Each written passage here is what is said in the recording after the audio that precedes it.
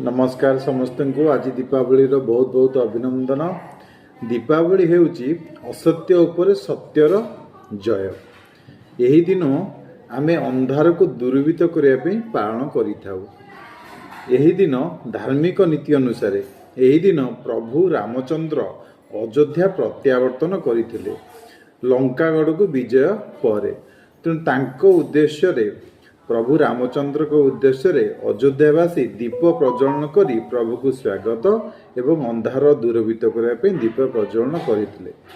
यही दिन आम सप्त ऋषि जो मैंने अच्छा सप्त ऋषि तांको पूजा आराधना भी करा जाए। यही दिन आपण माने सात्विक मनोभाव रखिबा दरकार। यह एक पवित्र दिन। आपण माने निश्चित सात्विक मनोभाव रखी प्रभु को पाखरे प्रार्थना करिवे। यही दिन आमर ओडिशा रे ओडिया रे पया श्राद्ध पितृपुरुषंकर पाई पालन करा जाए। पया श्राद्ध भी आज पड़े। एठी बहुत जगह पया श्राद्ध पड़े। समस्त घरे प्रायतः ओडिया घरे पया श्राद्ध पड़े। आपण मान जानिथिबे पया श्राद्ध होची पितृपुरुषों को मन पकेबा तांको उद्देश्य रे पालन करा जाए।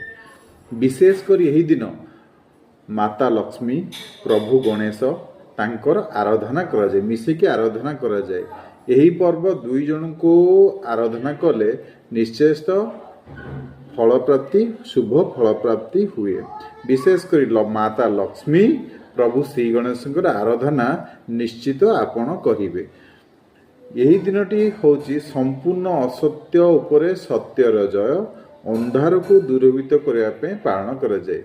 आपण माने दीपावली जदि पालन करुछंती बहुत सावधान रे दीप जालन करंतु। दीप जालन करंतु। बाण जदि फुटाउछंती बहुत सुरखुर रे सुविधा रे आपण सावधान होई छोट पिलांकु भी सावधान करी बाण फुटांतु। एतिकी कही मु प्रभात प्रियंका ब्लॉग तरफरु प्रभात आपणकर विधान होची। जय हिंद, नमस्कार, शुभ दीपावली।